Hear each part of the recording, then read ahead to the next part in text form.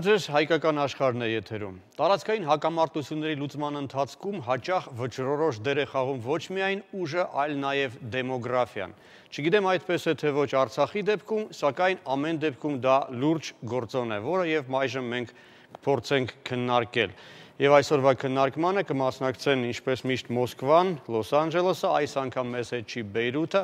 սակայն փոխարենը կապ կունենանք Լեռնային Ղարաբաղի Հանրապետության մայրաքաղաքի հետ, առայժմ ոչ թե հեռուստատեսային, այլ հեռախոսային։ Ներկայացնեմ նախ Արցախի մեր զրուցակցին, Ստեփանակերտում մեր զրուցակիցը կլինի Լեռնային Ղարաբաղի Հանրապետության սոցիալական ապահովության նախարարության վերաբնակեցման բաժնի պետ Էլինա Մխիթարյանը, բարև ձեզ։ Բարև ձեզ, շնորհակալություն, ողջունում եմ ձեզ ու համայն հայությանը եւ շնորհակալ եմ հայության տարբեր հատվածները կամրջող դեր հաղորդմանը Արցախին եւս մասնակից դարձնելու համար։ Շնորհակալ եմ, հուսով եմ հաջորդ անգամ մենք արդեն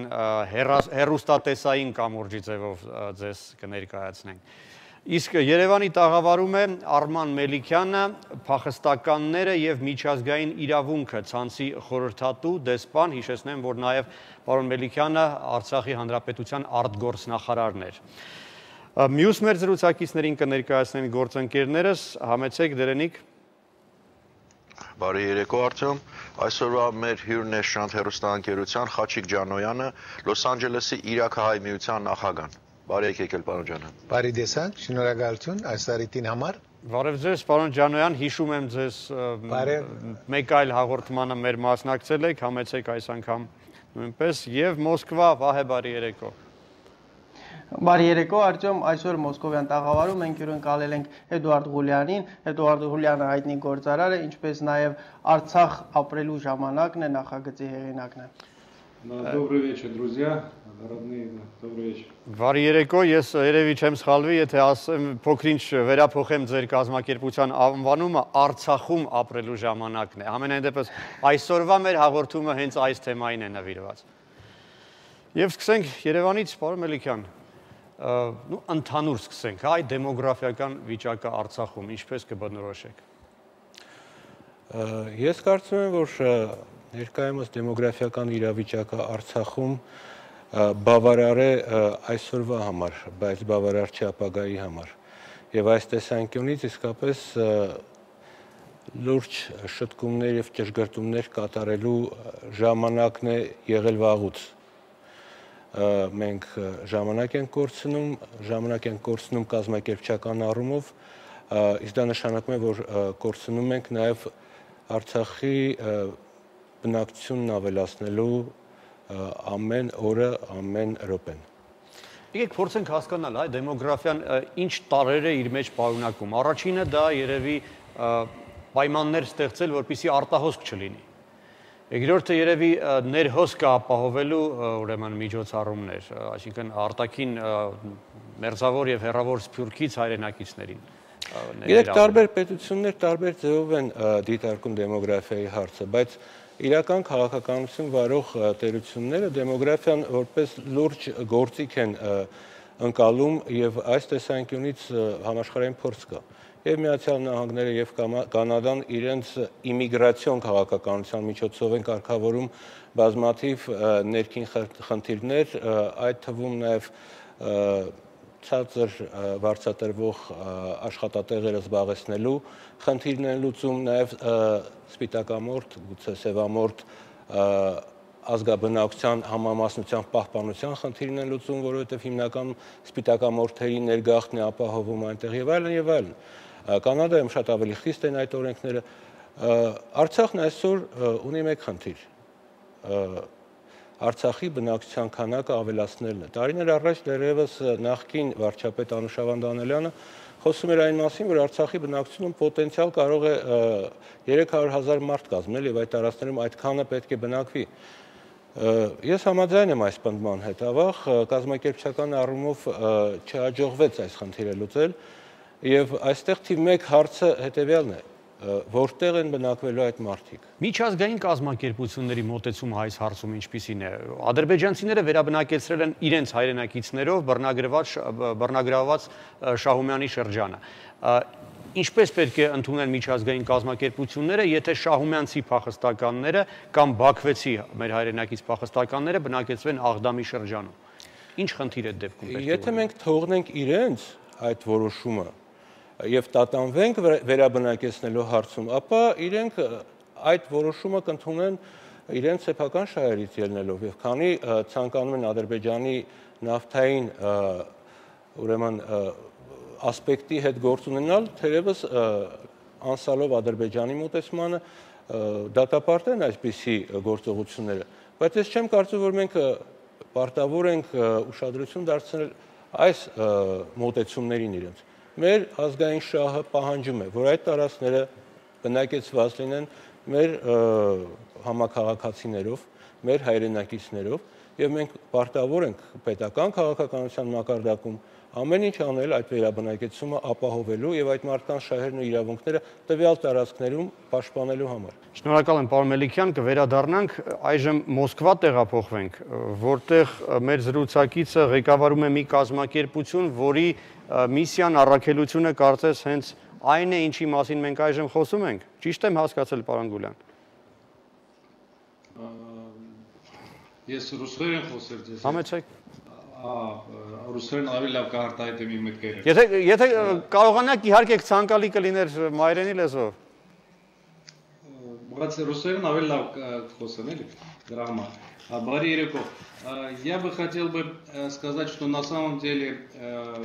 существует масса Դեմոգրաֆիկ խնդիրների լուծման բազմաթիվ եղանակներ գոյություն ունեն։ Չխորանալով պետական գործառույթների մեջ, ես կխոսեմ միայն իմ դիտարկումների մասին։ Պարզ է, որ պետությունը որոշակի ծրագրեր պետք է ունենա։ Պարզ է, որ այդ ծրագրերում կոնկրետ նախագծեր պետք է լինեն եւ որ այդ նախագծերը իրականացնողներ են պետք։ Այդ ամենը հասկանալի է։ Ես ուզում եմ կոնկրետ մի օրինակ բերել։ Մոտ 15 տարի առաջ մի առիթով ես Թուրքիա էի մեկնել եւ հիշում եմ, թե մենք որքան էինք զարմացել այն բանից, որ մեր էքսկուրսավարը այն ժամանակների ամենավերջին մոդելի Mercedes ավտոմեքենա էր վարում։ Ես հիշում եմ մեր զարմանքն ու նաեւ նախանձը, չէ՞ որ խոսքը հասարակ էքսկուրսավարի մասին էր։ Ես բնականաբար հետաքրքրվեցի այդ հարցով ու հենց իրեն էլ հարցրեցի այդ մասին, որտեղից հասարակ էքսկուրսավարին այդպիսի շքեղ ավտոմեքենա։ Ու նա մի պատմություն պատմեց, որ կարծում եմ բոլորիս համար էլ ուսանելի կլինի։ Պարզվեց, որ այդ ավտոմեքենան նրան իր զոքանչն է նվիրել։ Ես քիչ էր մնում ասեի խեղճ թոշակառու կինն ինչպես է այդպիսի նվեր արել, բայց բնական է, որ այդ կինը խեղճ թոշակառու չէր։ Այնուամենայնիվ հետաքրքրվեցի, թե ինչպես է այդ ավտոմեքենան, այն էլ ամենավերջին մոդելի, զոքանչը նվիրել փեսային։ Նա ասաց, որ իրենք մի ալրաղաց ունեն, որը 200 տարեկան է, եւ այդ ալրաղացը բավական լավ եկամուտ է ապահովում ընտանիքի համար։ Այս պատմության ամենակարևոր բաղադրիչն իհարկե կայունությունն է։ Այսինքն, այդ կայուն վիճակը թույլ է տալիս, որ ընտանիքը ոչ միայն բարեկեցիկ կյանքով ապրի, այլև ճոխություններ թույլ տա։ Կարող եմ նաև այլ օրինակ բերել, այս անգամ մեր հայրենի Արցախից։ Օրինակ այն մասին, որ նյութականը չէ գլխավորը կյանքում։ Այս պատմությունը մի կնոջ մասին է, որը բնակվում է Ղարաբաղում։ Այդ կինը ռուս է, հատուկ շեշտում եմ ազգությունը։ Նա ապրում է Մարտակերտում, որը ոչ միայն սահմանամերձ, այլև փաստացի ռազմաճակատային բնակավայր է։ Նա իր երեխաների հետ էր այնտեղ բնակվում։ Իդեպ երկար ժամանակ այդ կինը երեխա չէր ունեցել, բայց Արցախ տեղափոխվելուց հետո երեխաներ ունեցավ։ Տարիներ անց պատերազմը սկսվեց ու ցավոք նա էլ, ինչպես մեզնից շատերը, հարազատի կորուստ ունեցավ։ Զոհվեց ամուսինը։ Թվում էր, թե ամեն ինչ վերջացած է։ Ետպատերազմական ժամանակաշրջան, ամեն ինչ շատ դժվար էր, ոչինչ չկա, անգամ սնունդ հայթայթելն է դժվար։ Սակայն այդ կինն իր մեջ արիություն գտավ ապրելու ու իր երեխաներից բացի 3 երեխայի էլ որդեգրեց։ Ու հիմա այդ ռուս կինը 5 հայ երեխա է մեծացնում։ Իհարկե շատ կարևոր են պետական ծրագրերը։ Իհարկե Հայաստան պետությունն ու Արցախի հանրապետությունը պետք է ունենան հստակ քաղաքականություն այս հարցում։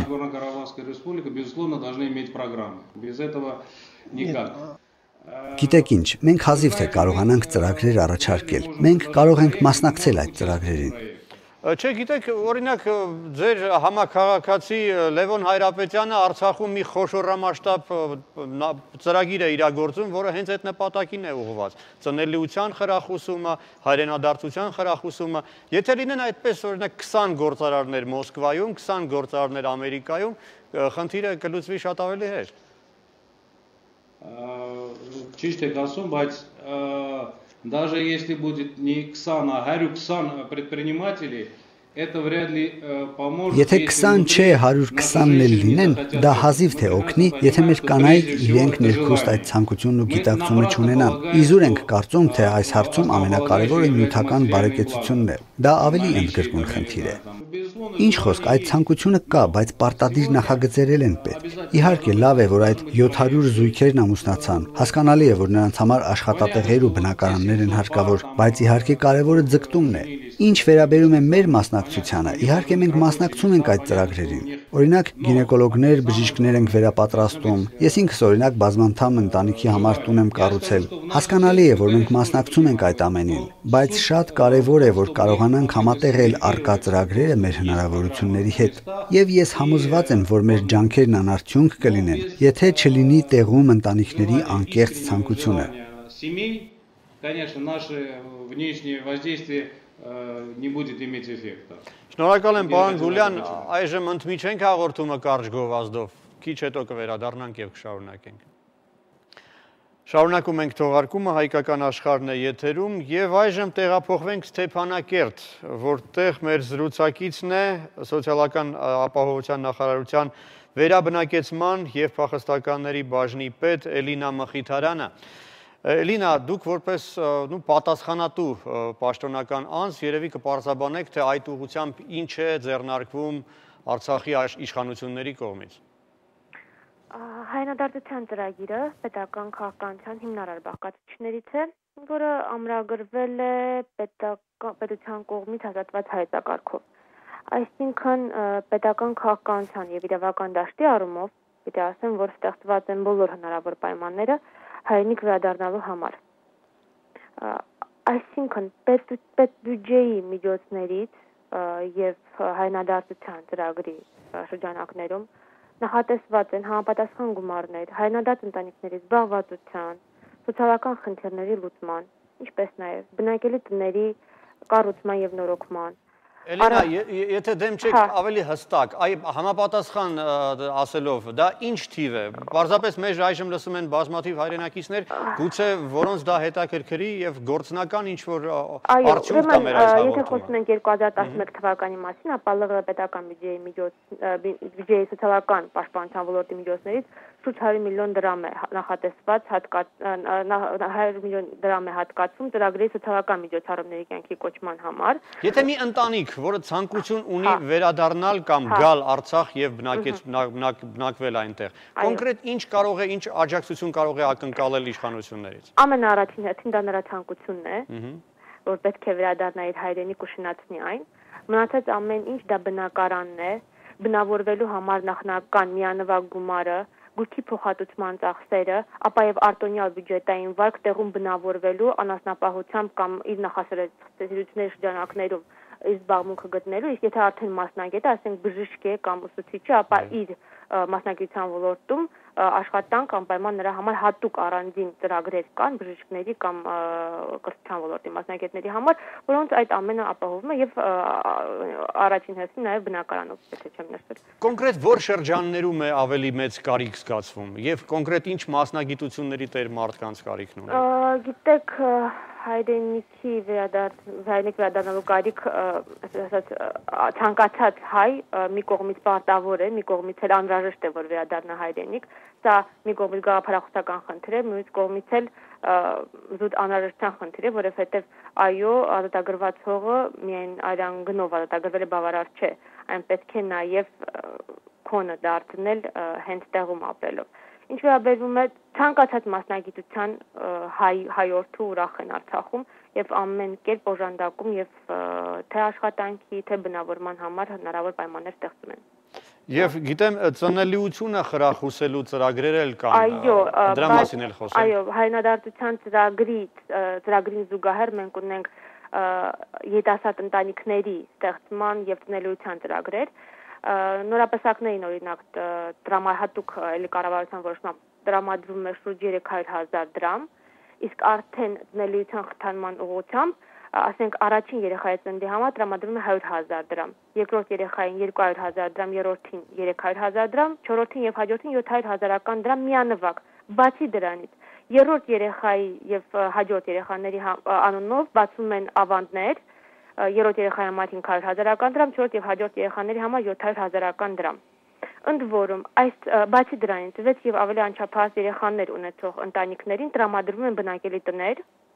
բավականին նորմալ պայմաններով, իսկ մինչև 2 տարեկան երեխաների խնամքի համար տրամադրվում են 15,000 ամսական պետական նպաստ։ Եվ այս ծրագրերի, այսպես ասած, գործարկման եւ արդյունավետության մասին խոսում են 2010 թվականի վիճակագրական տվյալները, ըստ որի ամուսնացել են շուրջ 1200 զույգեր, ամուսնությունը գրանցվել, իսկ ծնունդներ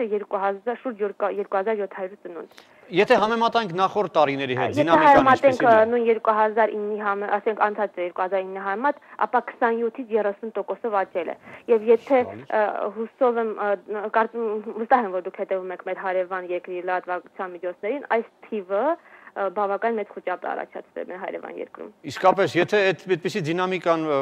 պահպանվի մի քանի տարվա ընթացքում, կարելի է լուրջ ձեռքբերումների հասնել։ Այո, այս առումով միայն, ասենք, պետության ստուգ միջոցներ իհարկե բավական չեն։ Այս ունեցած միջոցներով այսքան անել, կարծում եմ ինքնին բավականին մեծ քաջություն է պետք։ Մյուս կողմից էլ մենք ունենք նաև սփյուռքահայ բայրարներ, իդեմս ձեր նշած Լևոն Հարապետյանի, նաև Սփյուռքի այլ կազմակերպություններ, ինչպես Լիբանանի Արցախ ֆոնդն է, նոր կյանք նոր հույս ծրագիրն է իրագործում հայրենադարձության այս ծրագրի ոլորտում, սակայն դրանք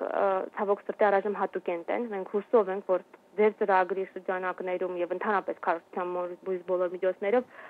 կհասնենք նրան, որ բազմաթիվ կլինեն այդ ծրագրերը, բազմաթիվ ու բազմաշերտ համալիրների կվերածվեն։ Շնորհակալ եմ Էլինա հուսադրող տեղեկություններ հայտնելու համար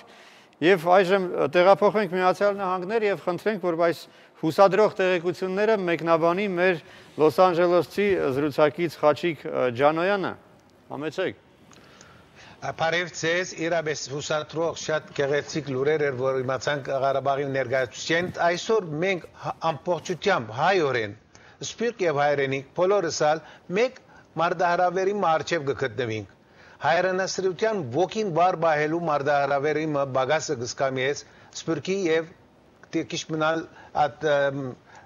հայրենամոտ քաղաքներում մոտ 1946-ին երբ հայրենադարձություն եղավ 100,000 հայեր կացին Հայաստան շատ ավելի դժվար պայմաններու դակ էր երկիրը բայց որովհետեւ անոնց մեջ վար հայրենասիրություն կար քիդագից հայրենասիրություն կար ամեն ինչ ցկեցին եւ կացին Երևան իմ միակ օթևան երկով այո դժվարություններ շատ ունեցան հուսախապություններ ունեցան բայց անոնք մեծակույն ներդրումը բերին հայրենիքի գերդման միավորման pedagogian ահա այդ ոգին է որ մեզի հիմա կբացի որովհետեւ ինչպես որ դեսեցինք հիմա Արցախի բարեխնամ Ղարաբաղյան ներկայացուցիչեն հոյակապ գործ կդարվի գոր եւ մենք այս օրերուն սփյուռքահայերս բոլորս ծեր գիտված պետք է հայրենասիրության դաստարակչական մեծ գործի մլզվենք այդ երկիրը շենացնելու բնագեցնելու համար մեր ժողովրդով քիչ առաջ բարոն Մելիքյանը ասա որ ամերիկան իմիգրացիոնը դարբեր է Քուվեյթը Սուդի Արաբիան դեմոկրատիաները դարբեր են ամարտիկ հոսկուկային տրամի համար ապահովության համար բայց մենք հայրենիք գերտանք հայրենիքին համար միան տրամին համար չեն գերտար Ադոր ամարատ գիտակցությունը պետք է այս օրերուն ավելի քան ովևէ մեգադեն բարբահենք Պարոն Ջանոյան հայրենի կերտալը ես պատկերացնում եմ ճամպրուկ վերցնելը անձնագիր վերցնելը գալը եւ հաստատվելը բնակվելը ես այդպես եմ հասկանում այլ կերպել կարելի է հասկանալ այդպես է այո այլ կերպել կարելի է հոսլալ եւ հայրենիքի մեջ ալաբրած լանք բազմաթիվ ծեբերով բայց հայրենիքին հետ բորդով եւ ոգիով կապված լալ հիմա Միջին արևելքի մեջ, աս տոհուպոհի մեջ, աս քաղաքական դագնովրայության մեջ, այսօր ավելի կամ ովևէ մեգադեն մենք պետք ունենք այդ Ղարաբաղի ներկայացուցիչին խրախուսական դեղեցություններուն, որովհետեւ մարդիկ մտածեն, փոխանագերտան այս երկիրը, այդ դեղը թափարին, իրեն ջամրուգիրները վերցնեն եւ Հայաստան դեղափոխվին։ Եվ մեր գոչն է, որ այս հայրենասիրության աշխատանքը թե սփյուռքի մեջ Եվ թե հայրենիքի մեջ ավելի լավ։ Պարոն ջան, այն ամենայնիվ դժվար կլինի հավատալ, որ սոցիալապես ավելի այսպես պաշտպանված երկրներից, Միացյալ Նահանգներից, Ֆրանսիայից հայերը գան եւ որոշեն համեմատաբար ավելի աղքատ Արցախում բնակվել։ Սակայն կան երկրներ, որոնցում խնդիրներ ավելի լուրջ խնդիրներ կան, թեժ կետեր կան, պատերազմներ կան, որոնցում բնակվող հայրենակիցները պետք է որ նկատեն, որ Արցախում իրենց համար ապրելը ավելի կայուն կլինի։ Եվ դուք ղեկավարում եք իրաքահայերին միավորող կազմակերպությունը։ Եվ հավանաբար նաև ծրագիր եք ունեցել իրաքահայերին Արցախ բնակեցնելու ուղղված։ Այդ ուղղությամբ ինչ կարող ենք ակնկալել։ Այդ ուղղությամբ մենք խոսած ենք պատասխանատուներուն հետ, նախընտրեցին, որ առայժմ Հայաստան տեղափոխենք իրաքահայերը եւ ադոր համար է, որ Հայաստանի վրա աշխատեցանք։ Եվ Արցախը հիմա ավելի գայուն է, ավելի ցերնդու է երտալանդեղը ապնագելու համար։ Պարոն Ջանոյան, ես ուզում եմ հարց տալ ձեզ, դուք այ խոսում եք հայրենասիրության մասին։ Հասկանալ է, որ շարժող ուժը դա պետք է լինի, բայց երբ որ մենք լսեցինք թվերը, թե ինչպես են օգնում Արցախ տեղափոխվողներին, ինչ է կարծում, այս թվերը, գումարները բավական են մարդկանց հրապուրելու համար։ Ես կարծեմ, թե թվերը եւ գումարները, որ գդրվին, որ շատ հրապուրիչ են, շատ գնահատելի են ադոն, եւ ես կարծեմ, թե բազմաթիվ հայեր կան, որ աշխարհի մեջ ես կնամ լսածից համացան Ուրուգվային, Մոնտեվիդեոյին, South America-ին, բազմաթիվ հայեր հոժար են երտալ Հայաստան ապրել։ Իրենց պայմանները, միայն միջին արևելք չէ։ Ամենից որ այս գումարները, այս պայմանները, որ կդրամատրվին, որ իմ լսածից համացան, շատ լավ են։ Ամենից որ ես իմ գոչս այն է, որ այս գործին հիմնական աստագը վիրելա տաստրագություն, հայրենասիրական տաստրագության ոգի ներմուծել մեր ժողովրդի մեջ այսօր ավելի կամ ովևէ մեկադեն։ Շնորհակալ եմ պարոն Ջանոյան, շնորհակալ եմ Դերենիկ, այժմ գովաստ, այն երկար չի տևի։ Շարունակում ենք թողարկումը, վերադառնանք Մոսկվա եւ փորձենք արդեն ամփոփել, հավանաբար տեսածը եւ լսածը նոր գաղափարներ տվեց պարոն Գուլյանի։ Приводя параллель, я хочу сказать, что Ցանկանում եմ զուգահեռ անցկացնել ու Իսրայելի օրինակը բերել։ Մենք գիտենք, որ Իսրայելում ստեղծված են բոլոր պայմանները, թե տներ, թե բարձր աշխատավարձեր ու խրախուսանքներ, ընդ որում մի քանի անգամ ավելի շատ, քան Արցախում է, բայց կան մարդիկ, ովքեր հեռանում են այնտեղից, ու դրա պատճառը բոլորովին էլ նյութական վիճակը չէ։ Պատճառն ավելի շատ այն է, որ նրանք չեն կարողանում հարմարվել ու զգալ իրենց անհրաժեշտությունը։ Եվ իզուր ենք մենք ամեն ինչ փողի վերածում։ Փողը չէ այստեղ կարևորը, այլ այն հարմարավետության զգացումը, որը մարդը կամ գտնում է տվյալ բնակավայրում, կամ ոչ։ Ուզում եմ Շուշեցի Սողոմոնյանների օրինակը հիշել։ 10 երեխա ունեն։ Իհարկե այդ ընտանիքը չի կարող իրեն շքեղություններ թույլ տալ, եւ նրանց օգնել չօգնելու հարցում վարկյան անգամ չեմ երկմտել։ Ընդ որում 10 երեխաներից 9 տղաներ են, ու ավակ որդիներն արդեն ծառայում են բանակում, ավելի ճիշտ սովորում են ռազմական ուսումնարանում։ Այսինքն նրանք մեր ապագա պաշտպաններն են, ու իհարկե կասկած չկար նրանց օգնելու հարցում, բայց նորից եմ ուզում շեշտել, կարևորը բնականությունն է, Հայաստանին ու Արցախին հենց այդ բնականությունն է պակասում։ Շնորհակալ եմ, կրկին Միացյալ Նահանգներ, պարոն Ջանոյան, կոնկրետ ծրագրերի մասին, որոնք կարող են օգնել մեր այս խնդրի լուծման ընթացքում, ամփոփեք ձեր խոսքը։ Ես կգարձեմ, թե ինչպես որ Մոսկվայի մեր քույրերը եւ եղբայրները, բարերարները ծրագիրներով ներկայացան, գոչ կնեմ սպյուրքի ունևոր տասագարկին, բարերարներուն, որ նույնանման ծրագիրներով Արցախի մեջ ձնելիության, հաստատման, բնականաշինության, երդասարտներուն ամուսնության, այս ծրագիրներուն նպաստո ցերնակներով ներկայանան Ղարաբաղի մեջ եւ իրենց նպաստը բերեն։ Ես միլիոնադեր չեմ, գումար ունեցող չեմ, բայց վստահ եմ, որ շատ մարդիկ կան մեծակույն սիրով այդ ծրագրերուն գուզեն օգնել։ Կշնորհավորեմ մեր Արցախի իշխանության պատասխանատուները այս իրապես հույժ գնահատելի ծրագրերուն համար որ գնեն։ Եվ գոչս է, որ ամբողջ համայնայությունը, եթե Արցախը Հայաստանին հետ հիմա չէ միացած, ամբողջ հայությունը սպյուրք եւ հայրենիքին Արցախին հետ ենք մենք։ Շնորհակալ եմ, վստահ եմ, որ այդպես է, եւ խնդրենք ամփոփի նաեւ այս հաղորդումը մեր արցախցի ուրեմն զրուցակիցը։ Ես երկու հիմնական ասած եզրակացություն եմ ասել։ Առաջին հերթին հայրենադարձվելու համար սեփական հայրենիք, այն էլ արյան գնով ազատագրված հայրենիք, դա ավելի շատ արժանապատվության խնդիր է, ոչ թե արտոնությունների կամ ինչ որ հնարավորությունների ընձեռման պետության կողմից, մի կողմից, մյուս կողմից էլ պետք է գիտակցել, որ այդպիսի հնարավորություն ընձեռվում է բացառիկ դեպքերում պատմության եւ ճակատագրի կողմից եւ բացառիկ ազգերի եւ միջև այս նշված նույն հրեա ազգը, նույն Իսրայել պետությունը, ինչպես գիտենք, այնտեղ միջև պետության ստեղծումն է եւ հենց իրենց թուրքի բայրարների ու ամբողջ նրանց ուժով է այդ ծրագիրը կյանքի կոչվել եւ հետեւաբար ասել պարզապես ցանկություն կամ սեր դա մի քիչ պլատոնական զգացումների մասին է խոսքը։ Այստեղ մենք խոսում ենք կոնկրետ ծրագրերի մասին, կոնկրետ օժանդակության մասին, այսքանը անում է պետությունը։ Ինչքանով կարող է օգնել մեր հայրենակիցը իր վերադառնալով իր հայրենիք եւ նյութական, ֆիզիկական կամ մտավոր հնարավորություններով։ Այո, այսօր ձեր ընդդարած հնարավորություն օգտագործելով կոչ եմ անում համայն հայությանը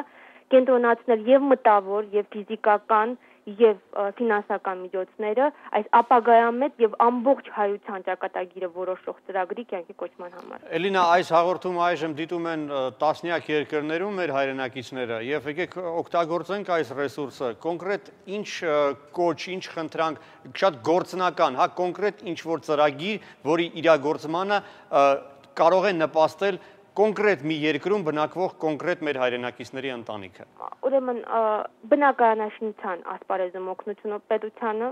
որտեղ բավականին ստվար միջոցներ են ծախսվում, այնուհետև ենթակառուցվածքների, ջրամատակարարման, բնակավարում, ասենք դրանք այն բոլոր միջոցները, որոնք կապված են պահում տվյալ տարածքին, ժողովրդին եւ գումարած դրան նաեւ հնարավորինս ներդրումներ, ասենք տեղում, ասենք թեկուզ եւ դա լինեն փոքր գործարաններ, կատնամթերման, ասենք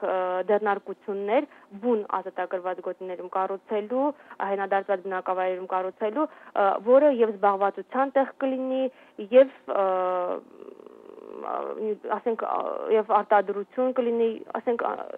ցանկացած օժանդակություն այսօր խրախուսելի է։ Շնորհակալ եմ եւ վերջապես ամփոփելու հնարավորությունը տանք Երևանի տաղավարում գտնվող մեր զրուցակցին։ Պարոն Մելիքյան, հնչեցին տարբեր կարծիքներ, սակայն նպատակը նույնն է՝ հասնել դրան, որպեսզի դեմոգրաֆիկ խնդիր Արցախում չունենանք։ Մենք պետք է սթափ վերաբերվենք թվերին։ Այստեղ մի թիվ հնչեց մոտ 100 միլիոն, եթե չեմ սխալվում, դրամ նախատեսված է ներգաղթի քաղաքականությունը իրականացնելու համար Արցախում։ Պետք է ռեալ լինել։ Այս թիվը հազիվ բավականացնի 60 ընտանիքի ներգաղթի։ Տարեկան բնական աճը բնակչության Ղարաբաղում ես չեմ կարծում, որ անցնում է մի քանի 100-ից։ Եթե թույլ տաք, ճիշտ ասած, գուցե ճիշտ չեք լսել, խոսքը ձեր նշած թիվը ընդհանրապես սոցիալական միջոցառումների կյանքի կոչման համար է, դա միանվագ նպաստներ բան, այդ ձեր լսած թիվը դա էր, բայց դրանից կան բնակարանների կառուցում, այսինքն ընդհանուր գումարը անցնում է 1.5 միլիարդից։ Բայց այո, համաձայն եմ, որ այդ գումարը բավարար չէ հասնելու այն գերազանցելի ու նպատակադիր արդյունքներին։ Դրա համար կարծում եմ եւ այս ծրագիրը եւ մեր համատեղ զրույցը հենց դրան է ուղղված։ Այսինքն դուք ինքներդ, երևի թե կրկնեմ հաղորդավարի հարցը, դուք ինքներդ ինչ ներդրում ունեք այդ ծրագրի մեջ։ Էլինա ջան, եթե դժվար չի ասեք, անցյալ տարի քանի ընտանիք է ընդունել Արցախը։ Այս տարվա ընթացքում շուրջ միայն առաջին երամսյակի ընթացքում շուրջ 98, անցած տարի միայն Քաշաթաղի շրջանում շուրջ 200 ընտանիք։ Վատ ցուցանիշ չի։ Այսինքն այո, մենք չենք ասում, որ անում ենք սա ամենան է, բայց այսքանը կարողանում է պետությունը։ Այո, եւ պետության հնարավորությունները շատ սուղ են։ Այո, իսկ պետությանը պետք է թեւութիկունք լինեն մեր հայրենակիցները։ Դուք իրավացի եք։ Սա ոչ թե պահանջ է, ինչ որ, այլ սա յուրաքանչյուր թե գործարարը, թե պարզապես հայ մարդ է։ Էլինա, իշխանությունների հետ կապված Արցախի խնդիրը պարզ է։ Արցախը անում է այն, ինչ կարող է։ Բայց ես ասում եմ, որ դա բավարար չէ, որպեսզի Արցախը լիարժեք վերաբնակեցվի առաջիկա 1-1.5 տասնամյակների ընթացքում եւ մենք պետք է այդ մասին մտածենք։ Բարի, ուրեմն եկեք ցանկ ինչպես մնացած հայտնի երկրները, ովքեր հայրադարձությամբ են կայանում, ուրեմն ամեն մի հրյա իր շեֆելն է ներդնում, ամեն մի հայ էլ գիտակցի, որ սա իր ապագան է։ Ես չեմ նկատում, որ դուք ընդդիմախոսում եք, իրականում դուք հակասող բաներ չեք ասում, կարծեմ գաղափարը նույնն է, այո, ես նույնպես չեմ ընդդիմախոսում, ուզում ասեմ, ուրեմն եկեք համատեղենք ու կենտրոնացնենք։ Հենց դա է նպատակը։ Ղարաբաղցի ասած մի մեխի խփենք։ Ընտրեմ։ Եվ այս տեսանկյունից ես նաև կարծում եմ այլ ելքեր փնտրելու հնարավորություն էլ կա։ Գուցե մենք հնարավորություն չունենք այսօր Արցախի բուն բնակչության թիվը հասցնել 300,000-ի եւ պետք է ձգտենք դրան առաջիկա տասնամյակի ընթացքում, բայց Արցախի իրական քաղաքացիների թիվը 300,000-ի հասցնելը միանգամայն իրատեսական է։ Շատ լավ կլինի, որ մեր սփյուռքի հայրենակիցները այս հայրենասիրական ոգով տոգորված գան եւ Արցախից կոչ անեն ներգաղթելու համար։ Գան եւ Արցախում օրինակները ցույց տան ներկայացնեն այն բանի, թե ինչպես Սփյուռքից եկած գործարարը, մտավորականը, Ռամիկը հաստատվում է այստեղ, հողին տիրություն է անում եւ անգամ այն տարածքները, որոնք շատ երկար ժամանակ զրկված էին հայ բնակչությունից, կվերգտնեն այդ բնակչությունը։ Այն կազմակերպությունը, փախստականների եւ միջազգային իրավունքը քաղաքացիական հասարակության ցանցը, որի ներկայացուցիչն եմ ես փաստորեն այսօր այս հաղորդման ընթացքում, արդեն մի քանի տարի առաջ օրինագիծ էր ներկայացրել նախագիծ Արցախի խորհրդարան քաղաքացիության օրենքի վերաբերյալ, այսինքն քաղաքացիության մասին օրենքի նախագիծ էր ներկայացված եւ այդ օրենքը փաստացի առաջարկում էր ադրբեջանահայ բոլոր փախստականներին համարել Արցախի քաղաքացի անկախ նրանց բնակության վայրից։ Եվ ինչ կտար դա։ Նախ եւ առաջ քաղաքացիների բնական աճ տեղի կունենա։ Երկրորդը թղթի վրա գրված։ Դա թղթի վրա չի լինելու, որտեվ բացի ամեն ինչից մենք նաեւ աշխատանք ենք տարել բուն փախստականների հետ եւ այսօր ցանցն ունի մոտ 30,000 փախստականների դիմումներ, փախստականները ցանկություն ունեն Արցախում դառնալ հողի սեփականատեր, այդ հողը լինի նրանց որպես փոխհատուցում Ադրբեջանում կրած նյութական եւ բարոյական կորուստների դիմաց, եւ սա կլինի նաեւ այն կապը, որ կոնկրետ մարդկանց կկապի կոնկրետ հողի, կոնկրետ պետության հետ։ Այսինքն մի հարթության մեջ չի կարելի դիտարկել հարցը։ Եվ հենց այս նոտայի վրա երևի ավարտենք այս հաղորդումը, քանի որ հնչած կարծիքը ընդդիմախոս կարծես ունենալ չի կարող։ Շնորհակալ եմ։ Շնորհակալ եմ, հանդիպենք մեկ շաբաթից։